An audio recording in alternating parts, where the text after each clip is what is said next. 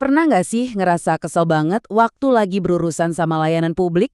Nah, kita mulai bahasan kali ini dengan sebuah cerita yang kayaknya banyak banget dari kita yang pernah ngalamin. Coba bayangin ya, ada seorang ibu.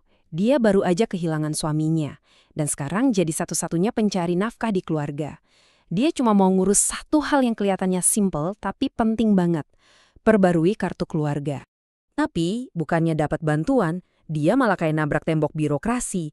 Bolak-balik ke kantor dinas, dioper sana-sini.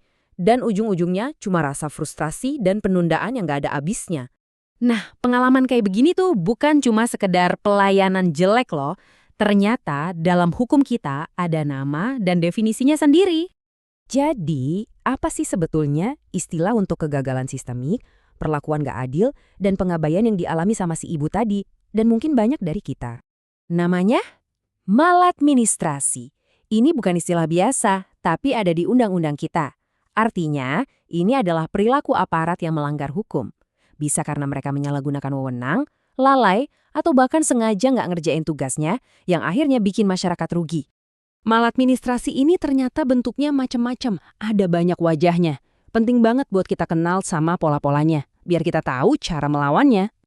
Dari 10 jenis ini, yuk kita bahas 2 yang dampaknya paling terasa dan paling sering terjadi di sekitar kita.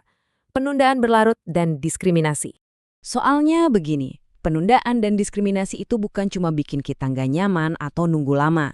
Lebih dari itu, 2 hal ini bisa benar-benar jadi penghalang buat seseorang untuk mendapatkan hak-hak dasarnya.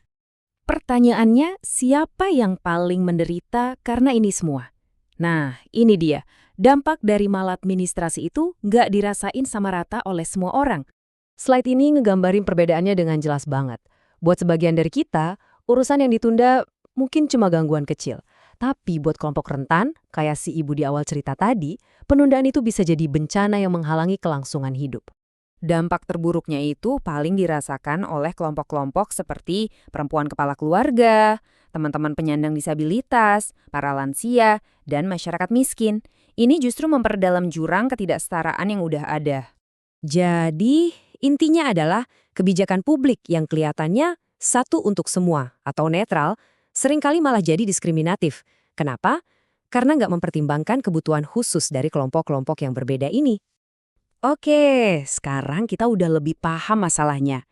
Tapi tahu masalahnya aja nggak cukup. Yang lebih penting adalah kita tahu harus berbuat apa. Inilah yang bisa membawa perubahan. Ajakannya sebenarnya simple, tapi dampaknya besar. Ingat 3 hal ini. Awasi, tegur, dan laporkan. Awasi proses pelayanannya, jangan ragu untuk tegur dengan sopan kalau ada yang aneh, dan kalau nggak ada perubahan, laporkan. Terus gimana kalau kita udah negur tapi nggak didengarin? Tenang, jangan nyerah dulu. Ada lembaga pengawas independen yang tugasnya memang mengurus masalah-masalah kayak gini. Namanya Ombudsman. Penting buat diingat, laporan kamu ke Ombudsman itu bukan cuma buat nyelesain masalahmu sendiri. Setiap laporan itu sangat berarti untuk ngebantu mereka melihat pola masalah yang lebih besar dan pada akhirnya memperbaiki sistem yang rusak untuk kita semua.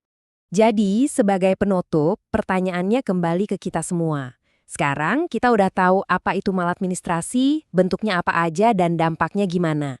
Pertanyaannya adalah, lain kali kita melihat hal ini terjadi, kita mau ngapain?